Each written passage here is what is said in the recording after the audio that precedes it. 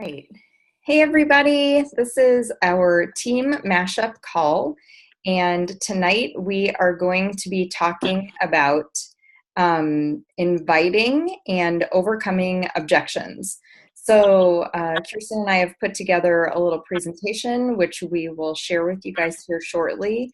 But basically, we're just kind of doing a series of calls based on things that the team was looking for help with. So we'll share this recording after the call and we can reference it going forward. But Kirsten has put together some information for us about the inviting process. And then I put some information together about overcoming objections, and we'll just kind of share and like bounce off of each other. And Krista, if you have questions while we're going along, feel free to hop in and ask them. So I'm gonna share my screen and open up this presentation for us. Maybe if I can find it on there.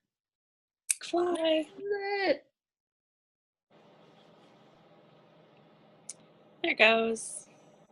Hey.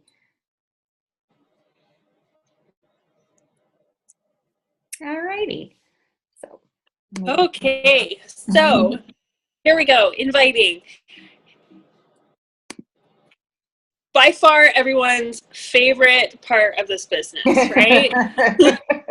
Sure. I think that I'm not alone when I say that this is the part that I struggle with. This is the part that is hard because you have to put yourself out there and ask. Like, you can put yourself out there all day long, but you do have to actually ask people to join you, and that can be a little awkward, and that can be a little uncomfortable for a lot of people, especially people like us that seem to flock together. So I don't think that I'm alone in this. So this is a few things I've put together. I think that a lot has changed in the past couple of years on social media when it comes down to inviting. So a lot of the old trainings that you look for, like on YouTube or on JanelleSummers.com or old FGG calls or whatever, a lot of them suggest cold inviting and just like finding a script and sending that to 3 people a day, no matter what.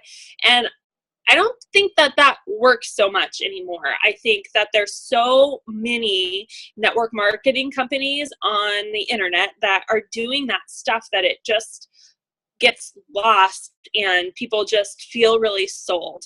And so what I think that sets us apart as a company from other companies is we're not just about the sale. We're not like, we literally want to help people. It's about the end game. It's about the long haul. It's about actually transforming lives. And so it's not just about spamming people. We really want to concentrate on building relationships like we talked about in part 1 of this call. So a lot of my suggestions have to do with what I want to call inviting proactively. And so what that really boils down to is just having ongoing conversations with people, being interested in people, having a connection. So during your power hour or however it is that you schedule your work time during the week, you want to spend a lot of time just building connections with people on their social media streams as well as personal messaging. So you're liking on their posts, they're commenting, you're asking them questions, you're complimenting them, you're CCQing the compliment question series that we hear about a lot, as well as forming and just openly on social media forming these relationships. You want to create common ground with people through these questions that you're asking and through the constant interaction you're having on your social media feed as well as your personal messages. You're just building relationships. You're just getting to know the people. You're just asking them, how are you? How are you, with no intentions, no trying to work the sale in there. Like, you just want to literally be curious about people, because the beauty of this business is that it is about relationships. It is about finding your kind of people on the internet and creating relationships with them, because you want your team to be built with people that are just like you and who you would naturally be friends with. And so through just getting to know people, you're going to find those people, and those people are going to be more willing to say yes to you because they understand you, they vibe with you, you have common ground. You know, you're both moms of young kids, or you go to the same church, or you're in the same business, or you both have kids with autism, or you both have an interest in, I don't know, Disney or running or goats or drinking wine. Like, you have common ground, and that's something that you talk to this person about frequently. So it really is about building that relationship and just guiding the conversation maybe, and just listening to what they're telling you. Because if you're honestly just listening to what they have to say about their lives and their concerns and their dreams and all of this kind of stuff, you're going to find ways that you can invite them to something that you have going on.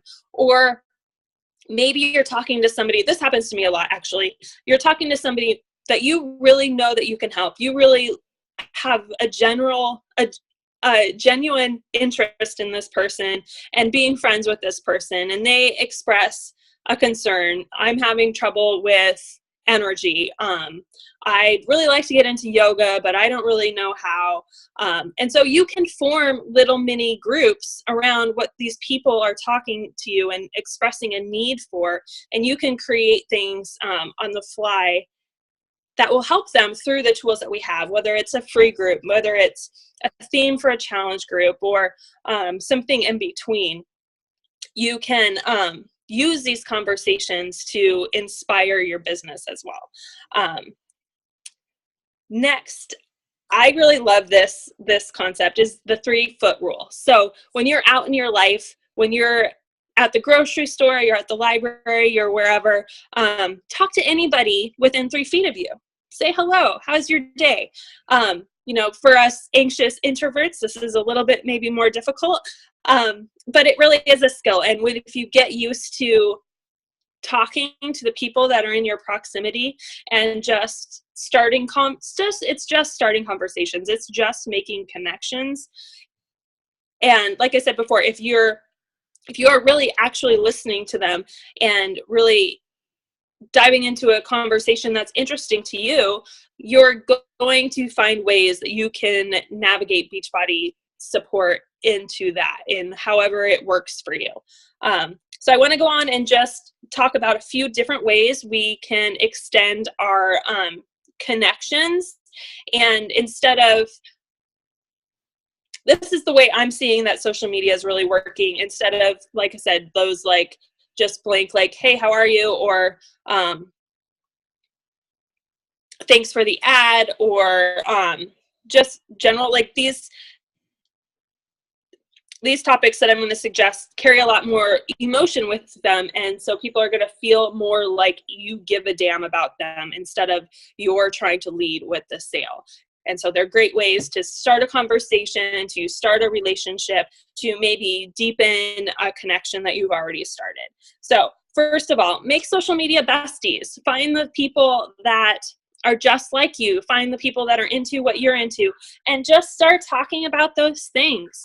Whether, you know, we've talked about all the things that it could be before. So whatever is interesting to you this month, this week, this year, find some groups, talk to people that are into learning about that, and talk about learning about what you're learning about, and just really dive into those relationships. Message people who are supporting you. So you make a really vulnerable post on social media and you get a bunch of people that like it. Maybe they comment, maybe they don't. Send them messages. Just tell them that you appreciate the support. That sometimes it's really vulnerable for yourself to put yourself out there on social media, and tell them that you appreciate that. Just express your gratitude towards them. Don't start with the concept that this is going to go anywhere. Just send love out into the world, out into social media, and let that be that. If it comes back to you, great. If it develops into a deeper conversation, great. If not, you know that that's not your person. And so you don't need to necessarily spend more time there. It doesn't mean that you don't ever talk to that person again. Maybe it means that you just send another hey message 3 months down the road or something like that. It really is up to you. Just spread love. Be helpful. Share valuable information that you find useful in your own life. So maybe it's a personal development book, it's a podcast, it's a website, it's a recipe, it's I don't know, it could be anything. It could be something fun, some fun craft you did with your kid. Anything. Just if you see a need that somebody's looking for something in their life, and you can just give them a little research or a resource or a little nudge in support, do that. They will be grateful. Encourage people that you notice in your social media that are just trying to better themselves, no matter, even if it's fitness related, great. If it's nutrition related, great. If it's spiritual, if it's in their business, if it's anything, just encourage them for trying to better themselves. Because if it directly relates to Beachbody or not, they're still doing the things that we encourage people to do. So celebrate that. Tell people the truth. People love to hear how much you love them. They love to hear how they have inspired you in some way. So tell the people that you see in your social media and in your life that you feel like bring something to your life. Tell them that. They will be forever grateful, and that will for sure start more of a conversation. Compliment them. Tell them that you like their shirt, you like their hair, you like their shoes. Again, people eat this stuff up. Everybody wants to feel good. And so if you can make someone else feel good, that will deepen the relationship. Ask and listen. So ask questions, be curious. I went through Chalene Johnson's Confidence Club, Marsha and I did, about a year ago. And one of the most interesting things that I learned from that was that to become a confident people are interested. They're interested in you. They want to know. They don't want to talk about themselves. They want to talk about you. They want to talk about what's going on. So have a vested interest in learning about people that are around you, and that will come back to you, and that will boost your confidence as well. Gratitude, just be grateful for the community that you are creating in your social media. Be grateful for the connections that you have, for the people that are in your life, for the possibility of new people that make you excited for this business coming into your life. Start from a place of gratitude. Start from a place of just wanting to put love out in the world, and start from a place of possibility. And I think a lot of the times we put so much pressure on this business and so much pressure on, I got to hit this rank. I got to get my team. I got to find people. And we build up all of this resistance when sometimes we just need to take a step back and really understand why we joined and what this business really does for us on a personal level, and be grateful for that, and stop putting so much pressure on, well, is this person going to say yes? Is this person going to say no? What are they going to say? Did I word this right? Am I going to word vomit all over them? Like, I think we put way too much pressure on ourselves. So we take a step back and just really appreciate people that can go nowhere but up. Lastly on this topic is post consistently, because through our posting, we are building those relationships. People are coming to expect certain things from us. They know that in the morning you're going to post something inspirational, or you're going to post something about the personal development that you read that day. They know that about X time you're going to post about your workout. You're going to post some sort of nutritional information, or whatever kind of content that you decide. Like, it doesn't even need to be fitness and nutrition related. Maybe it's just inspiration or spirituality, or maybe your faith is really huge for you and your following. So they come to expect these kind of general broad strokes from your social media. And the more consistent you are with that, the more that builds the likability and trustability that people really need to feel before they start to say yes to things. I think the statistic is that that people need to see the same thing, the same offer up 7+ times before they say yes. They need to be familiar with you, and that starts in your social media feed. So I'd also kind of like to suggest here that we make sure that we're being consistent on our personal pages, because like pages just get so buried so much. So I think that especially at the stage where we all are, I think we do ourselves a disservice if we exclusively are posting our business posts on our like pages. So get familiar with your personal pages, use them, try to build some consistency, and make sure that that consistency is built from value. And like all of these connection suggestions that I've made so far, is just about spreading love. It's just about putting out there something that might be inspirational to someone like you that has gone through the things that you've gone through and that is in a similar place in their life, and is really going back to the first call that we did, is really your niche market, the person that you were put here on this earth to help. Okay, so we want to be speaking to them consistently through our social media. And just to wrap up the inviting part, I just want to say that all of these conversations that you're starting through all these different connection points, they all have the possibility to lead to an invite. So it really is just about listening and making a little suggestion here or there. We have this wonderful gift that we can share with people.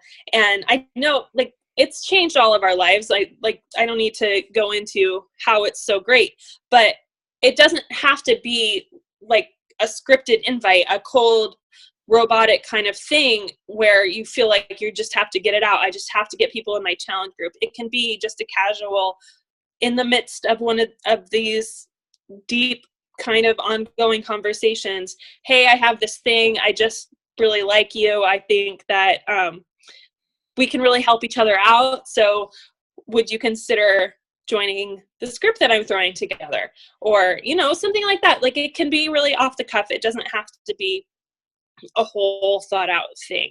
Like, oh, you were talking about meditating. I'm just throwing together this quick 5-day meditation group. Would you care to pop in there and see what it's all about? Just start those conversations and put those little jabs in there where they fit, where it's natural to conversation. Marsha? All righty. Taking us on to objections. So once you get up the courage to invite people, which we all know is so easy, and then they shoot you down.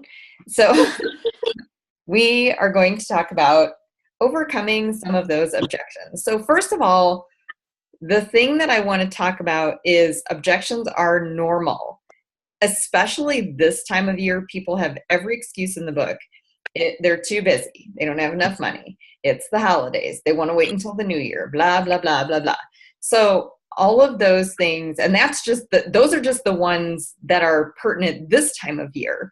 So that's not even all the objections that we hear throughout the year. But an objection is normal. It's human nature for people to think that something that is different from what they are already doing or have heard about before, they automatically want to believe that it won't work. So it's almost like their defense mechanism, that they instantly, if something is different, they have a fear that they will fail. And so that makes them feel intimidated. So they look for the reason why not to do it. So something that I learned recently, and I thought was really interesting, there are 5 stages of change.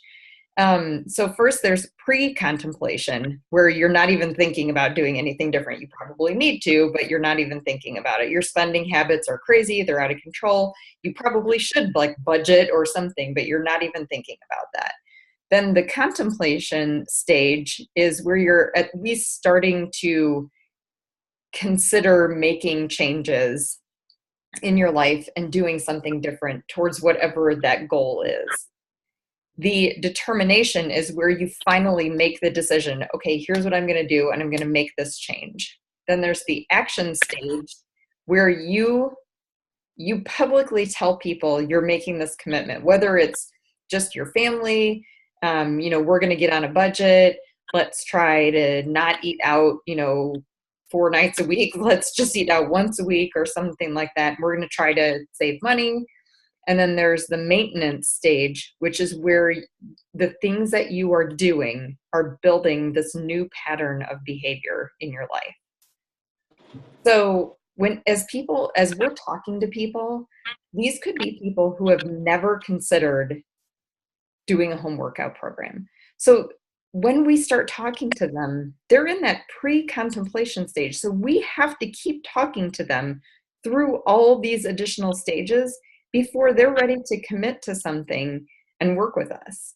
And that's even in many cases, just getting them to sign on as a customer, let alone as a coach. So if they aren't thinking even remotely, hey, I sure would like to start a home-based business, they aren't even thinking about that. You send them a message or comment on their post one day. Hey, I like your shirt. Where did you get it? And we, from our perspective, are working on starting that conversation. The fact of becoming a coach or a customer is so far out in left field for these people that they have to go through all of these steps before they would ever even consider that. So objections are totally normal for these people. These are the stages that they're in. They aren't even ready to make that kind of a decision yet. Also, a lot of times when people tell you no, it's not a firm no. It just means not right now. So it could mean that they're in one of these different stages of change and they're just not ready yet. They think it's a no. They truly do from the bottom of their soul. They're like, nope, this is not what I want to do. But as you talk to them more, or they see you and watch what you're doing to make the changes and the betterment in your own life, they may start to consider that. So even though someone tells you no, you can still learn from that. And you can also use that as a tool to tell other people who give you a no for the same reason. You can tell them how you felt when you first considered starting this, when you first considered buying a home workout. How did you feel? Share your experience with them. And like we talked about on the last call, it'll start to bring you closer to those people because you have shared experiences. Also, as you start to build a team, you can share with your team how you handled those objections and what the outcome of those was so that they can learn and grow from those same experiences. So even though it's a no at that moment, it could turn into so much more, whether or not that specific person ever becomes a yes or not. So, like I mentioned, these people are looking for excuses. So when someone says to you, and this is one that we all hear all the time, I can't afford it. I don't have the money right now. Maybe my next paycheck. These people say these things all the time. So sometimes, even if it's $1, they would say no. Because what they're looking for is to protect themselves. They're looking for the back door of how they get out of that. Oh, it's $1. I don't have $1 right now. Did you go through the McDonald's drive-through today and order off the dollar menu? And they look at you with panic in their eyes, So sometimes for these people, they're just looking for whatever is the easy reason not to do it, not to add anything, not to try anything. They're just looking for the simple way out. So some things that we can do to help them here is we can break down the cost for them to show them everything that is involved. They're getting for the $130 startup, They're getting workouts, they're getting Shakeology, they're getting your support, a community support, and you as their coach to guide them along the way. They have to see the value and the benefit from that. Otherwise, they're never going to spend a dime. So you have to show them, why are our workouts a good value? Why is Shakeology a good value?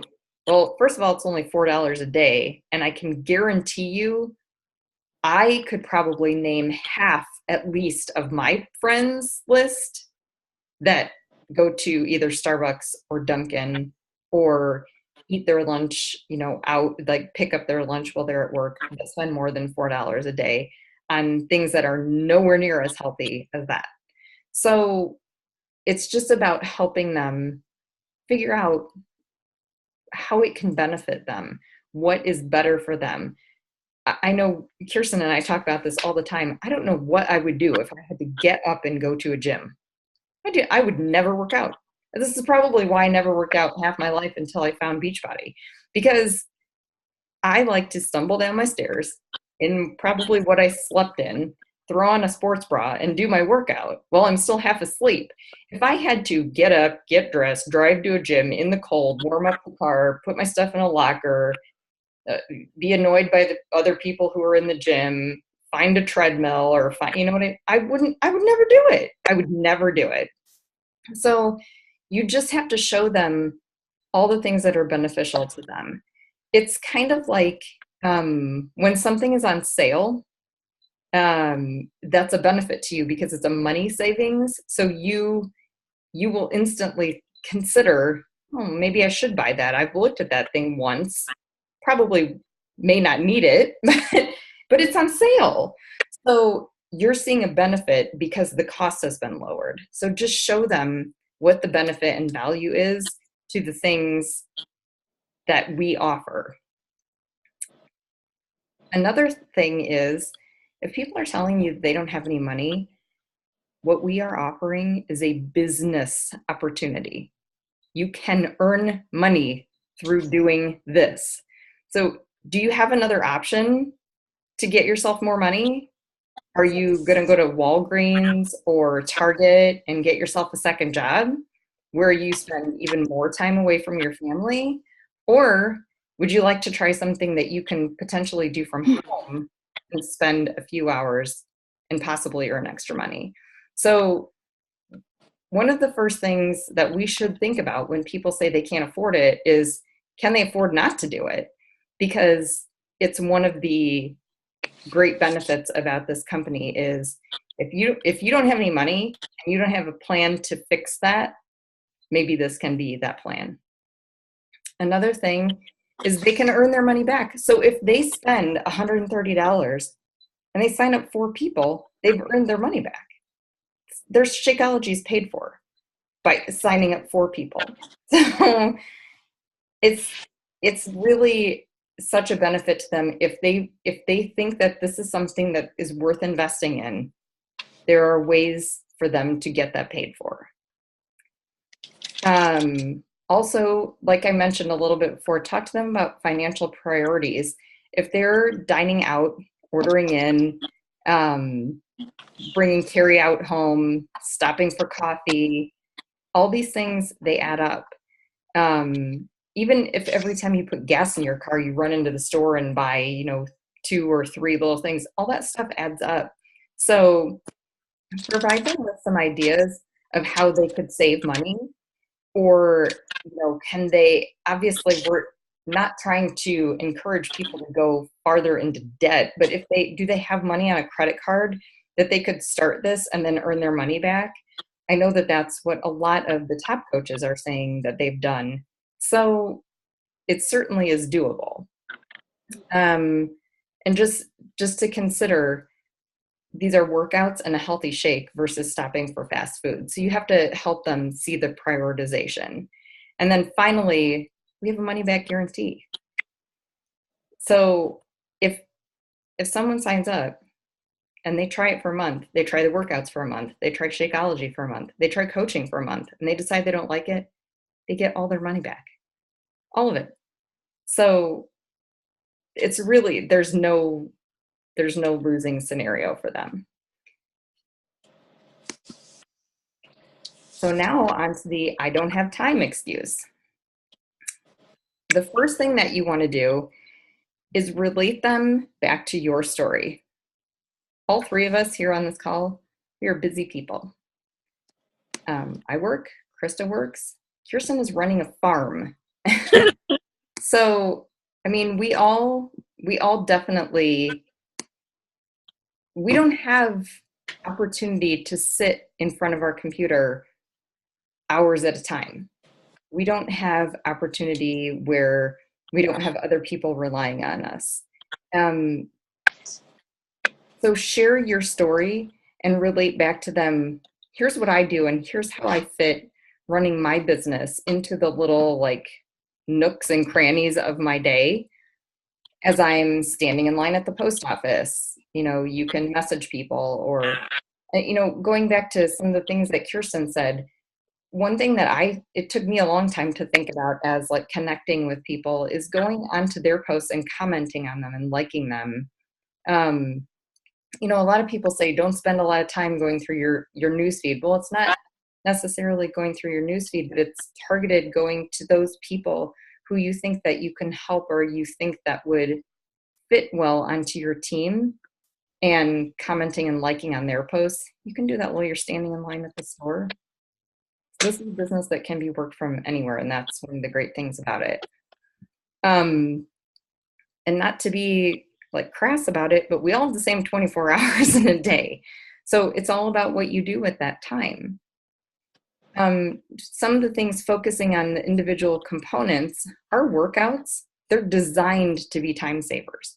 These things are designed to get you amazing results in 22 minutes, 30 minutes, 45 minutes. It's not like we have 2-hour workouts or workouts that take the time where you need to get in your car, drive to the gym, do an hour workout, take a shower, drive back home, get your kids ready, you don't have to worry about any of that. All the programs are designed to help people save time. If someone doesn't have spare time or spare money, like we were talking about, they may need this opportunity more than what we thought. So a way for them to help get extra time in their lives, if they could start a home-based business, they're in control of their schedule. They could potentially quit their jobs. People do it all the time with this business and with other network marketing. So maybe they need it more than they think they do. And finally, this is one of my favorite things that I've ever seen. If people tell you they don't have time, I would like to say, if you can find a way to earn money without spending any time on it, I hope that you will let me know. Because I would like to do that, whatever it is.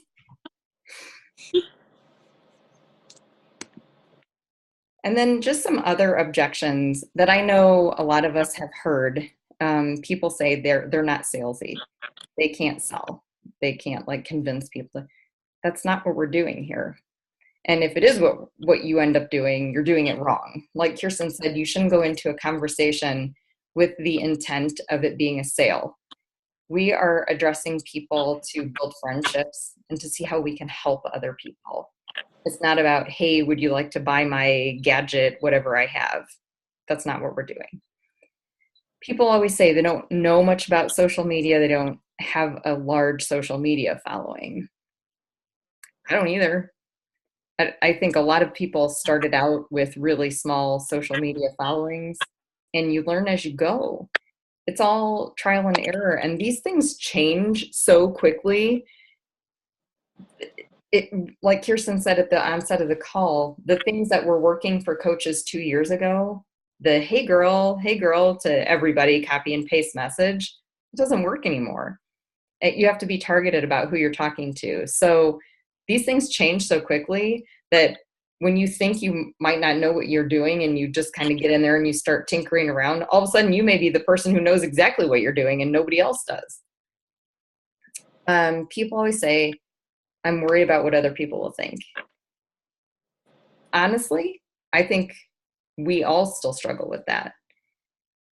But it's something that you have to develop yourself as a person to be a stronger person and believe in yourself and believe in what you're doing so that you aren't as concerned with that.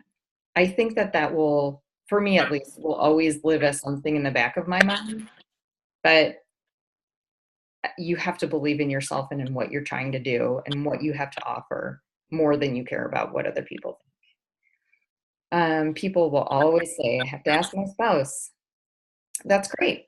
Tell me a date and a time of when you want me to reach back out to you after you think you'll have talked to them. If I'm talking to you on Wednesday, do you think that by Saturday you will have had a chance to talk to them about this? Great. I'll reach back out to you on Saturday. Done. People complain about the $15.95 monthly fee. It's $16 to own your own business with websites that are personalized for you to offer these products and programs. $16. If anyone can find me the business that you can own and run from your phone that is not $16 or more, I will join that business. That's crazy to me. And a lot of people will say, like, I want to wait until the new year or next month or next week or next time I get paid or infinity date of whatever they might be thinking about. That there's always there, when you have overcome their objections for other things, that's one that they can hold on to because it's time. And so they can always say to you, I need to wait for this next thing to happen. If if that's their deal and there's still a no, then maybe ask them if they have any friends or family who are interested in starting home-based business or doing a home workout or eating more healthfully or having overall wellness. And maybe they can give you some referrals and you can reach out to those people instead. You never know. So that is Add a couple of things, Marsha. yes, absolutely. I just wanted to say that you have to understand people's pain points and what they're really looking for, because as long as it's easier to stay where they are than that pain point, so it's a matter of, is that pain point so uncomfortable that they're willing to do the work to change? So it really is about, while you're building those connections and while you're building the relationships, understand what it is that they're after and what it is that they really seek a change in their life, and relate these things back to that and really help them understand that what they're going to gain out of this. It's not just about spending $140. It's not just about a month's bag of Shakeology or the workouts. It's really the whole package and how their life is literally going to change. And so if you understand those changes that somebody's going to look for, it's going to be a lot easier. I also wanted to mention that we're problem solvers. We're not in the business of sales. We're in the business of solving other people's problems. And if you feel like you're in a conversation where you're having to convince somebody of something, it's the wrong conversation. That's the wrong person. That person doesn't belong on your team. That person doesn't belong in whatever kind of community that it is that you're building. So sometimes you have to cut your losses. Sometimes, those no's, well, we often hear that no is not no forever. It's just a no, not right now. It might be a no for you, like maybe you and that person aren't meant for each other. And that's a benefit to you, to not waste your time. And I hate even using that term, but not wasting your time on people that aren't right for you and your team and what it is that you're trying to do. Because I think we're all on the same page, is that we're here for things that are bigger than Beachbody. We're here to change people's lives in ways that have much more grand effect than just a workout and just a shake. It really is about the underlining wave of change that comes through your life. And lastly, I just wanted to share a little story. So I've been talking to this girl for a year. I met her when we first moved to Kansas. She found out I was a health coach. She got my information. She sounded super eager and ready for a change. I've been talking to her for a year. I've been inviting her to things every couple of months. I've been developing that relationship, and I'd invite her and I'd get crickets, and she'd say she'd be kind of interested, and then I'd answer a few questions and then crickets. And so a whole year, and she just bought a clean week package. And while that's no Success Club points, that's no anything, I just think that it takes some people longer. Some people, maybe they don't quite understand what it is that we have to offer. And that's not a fault of yours. That's not a fault of mine. That's not a fault of hers. It's just maybe people have to be in the right place, in the right space, and sometimes they need to eke in. So she wanted to try Shakeology. I suggested the Clean Week package because she'd get a taste of the workouts, she'd get a taste of a little bit of a meal plan, and all that kind of stuff. So it's not about selling a challenge pack. It's really about finding the solution for that person, and in the increments that it's okay for them, that it's comfortable for them, and financially it's okay for them. And, sometimes people need to take a little bit of a risk. Let's spend a little bit of money, see how this works out, see what you have to offer, see how you can support me. And if you aim to always overachieve and to over support the people, I think that your team will grow, and you'll be able to do amazing things. So, that's all. I love that. Love it. Krista, do you have questions that we can help answer for you, or other objections or inviting? Thoroughly ramble along it.